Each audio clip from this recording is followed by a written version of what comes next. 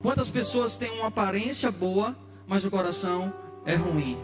Quantas pessoas têm uma aparência, diferenciada, e alguém fala assim, essa pessoa esse é o cara, essa é a pessoa certa para tal coisa.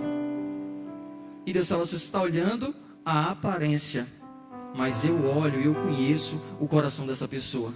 Muitas vezes nós julgamos as pessoas pelo que ela aparenta ser, pelo que ela parece ser.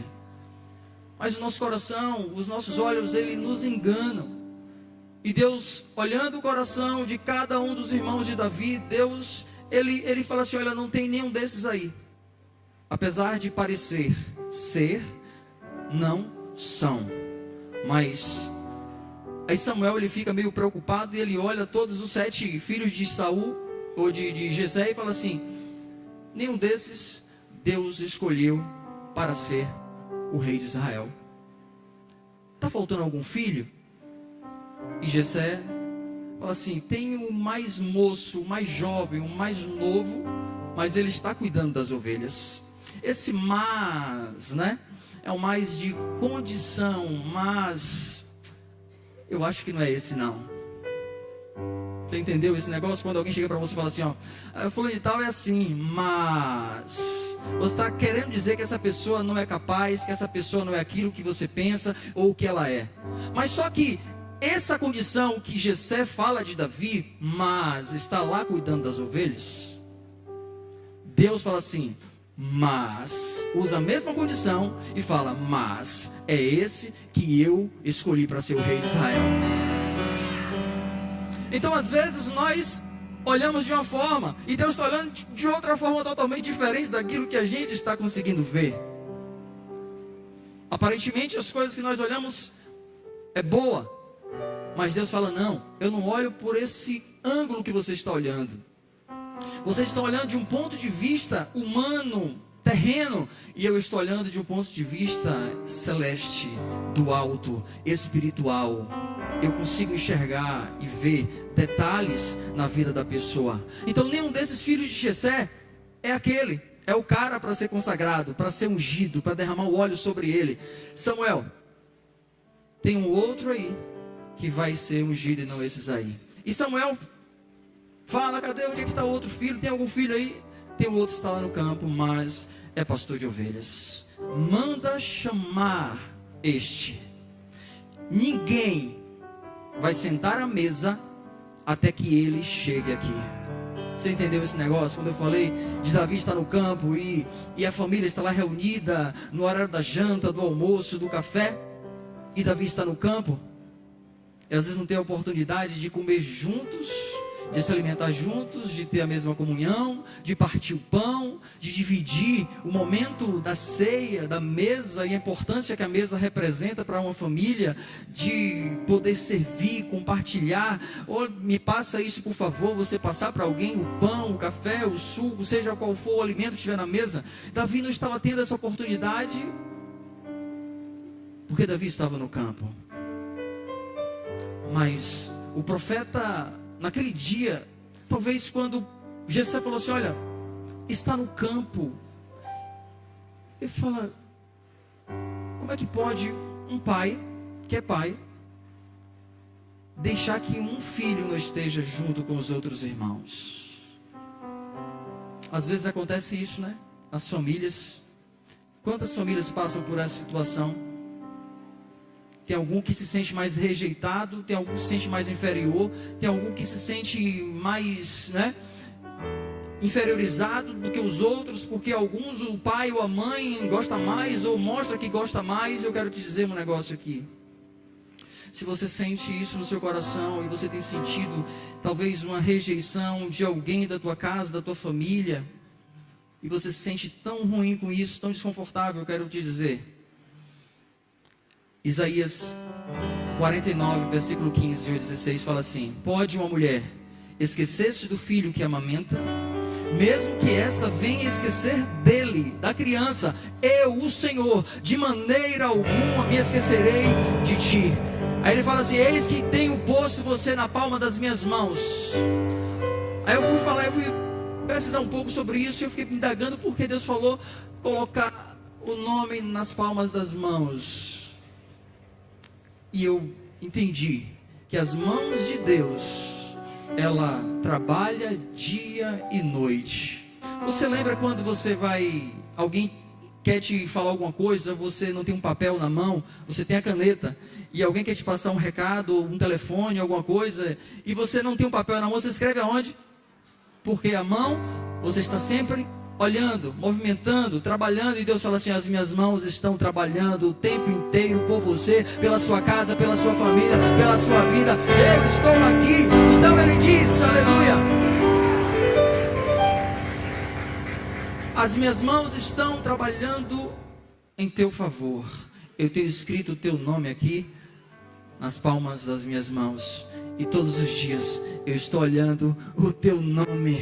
Ainda que alguém te esqueça, ainda que alguém nem saiba o seu nome, ainda que alguém nem chame o teu nome.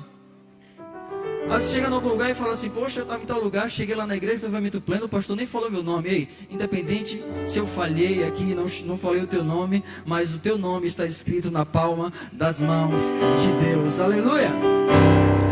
Então a gente observa essa vida de Davi, esse preparo de Davi ali no campo, e talvez para os irmãos de Davi até era um momento de glória para eles, porque eles se sentiam: eu sou melhor, eu sou isso, eu sou aquilo, eu sou capaz, eu sou soldado do exército, eu faço parte, né, de um comando do exército. Mas quem é meu irmão Davi?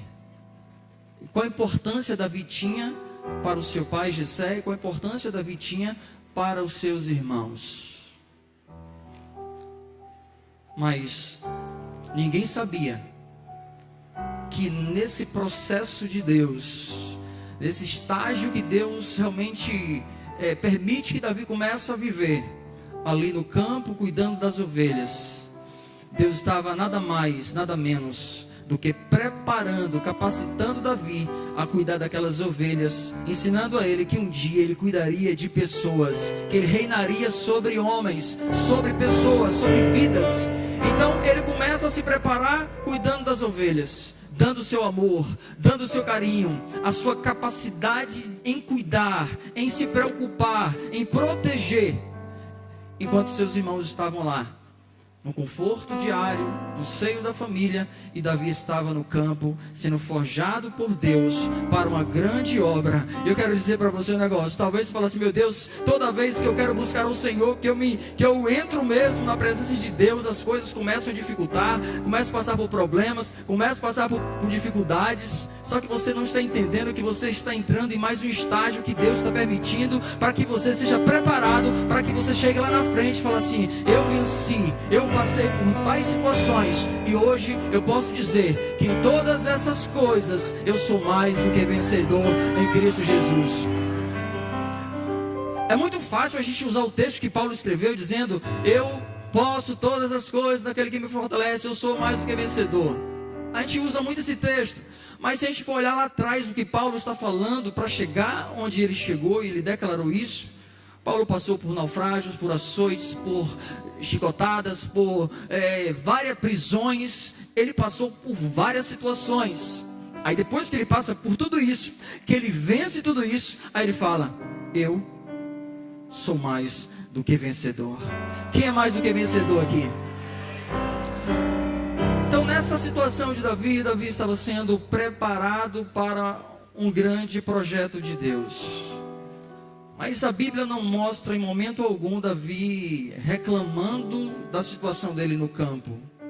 E o que eu acho interessante nessa história de Davi, nesses estágios que Davi passou, é que Davi, mesmo estando no campo, e quando o profeta fala assim: olha, manda chamar Davi, porque ninguém vai comer antes que ele chegue. E quando Davi chega na casa de Jessé, né, eu entendo que Davi, ele não chega com um coração irado, né, aquela pessoa mal-humorada, mas Davi, eu creio que ele chegou assim: pronto, meu pai, aconteceu alguma coisa, eis-me aqui, eu estou aqui, me fala o que está acontecendo. E Davi ali, o pai, né, naquele processo, fala que ele precisava conversar com o profeta Samuel, e o profeta Samuel diz para ele que ele seria ungido ao futuro rei de Israel.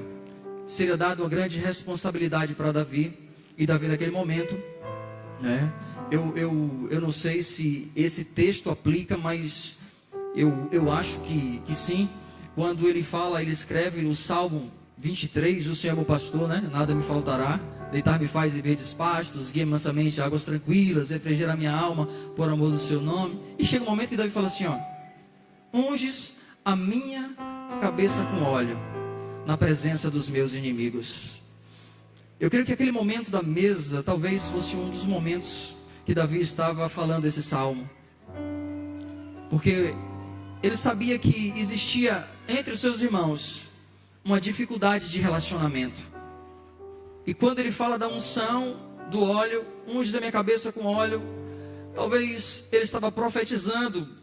A Bíblia não relata que Davi que tinha entendido que Deus havia falado com ele que ele seria realmente ungido. Mas aquele que serve a Deus, que tem uma comunhão com Deus, que sabe o que quer, no seu ministério, no seu chamado, ele vai pedir: Deus, eu quero isso, eu preciso disso, me unge, me levanta, me sustenta, me dá unção, me renova. Ele vai pedir a Deus aquilo que é espiritual, porque ele vive no espiritual.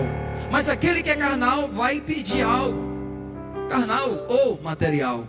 Mas Davi, ele tinha relação com Deus. Davi, ele tinha uma certa caminhada com o seu Deus, com o seu Senhor. É tanto que ele escreveu tantos salmos maravilhosos. E nesse salmo, ele diz que o Senhor era o pastor dele. E ele fala: que o teu óleo desça sobre mim na presença dos meus inimigos. E aquele momento quando ele chega ali e que o óleo é derramado sobre a cabeça de Davi, pense agora na cara dos seus irmãos. Como é que os irmãos dele ficaram naquele momento? Porque às vezes alguém que é tão capaz, né, ou tem um curso superior, é formado nisso, é PhD, tem tantos certificados e diplomas e cursos, né? E às vezes chega uma pessoa que não tem nada. Aí ele é promovido a alguma coisa, e aquele que está no nível bem superior fala: esse cargo não era para ele, esse cargo era para mim. Não é assim? Ah, porque essa pessoa entrou no lugar que era para eu estar? Sabe por quê? Porque não é como você quer, é como Deus quer, e Ele conhece o coração de cada pessoa. E uma coisa que eu entendi entre os irmãos de Davi, e a diferença aqui, uma das diferenças de Deus não escolher, é porque Deus não escolhe pessoas com coração prepotente, arrogante, pessoas que acham que são. Deus, Ele nunca vai trabalhar no coração ou na vida de alguém que se sente: eu sou, eu posso, eu faço. Deus fala assim: eu sou o que sou, e não há outro além de mim. Então, se tem alguém que sou, é o Senhor. Nós não somos nada, aleluia. Deus é tudo em nós. E sem Ele, nós não somos nada.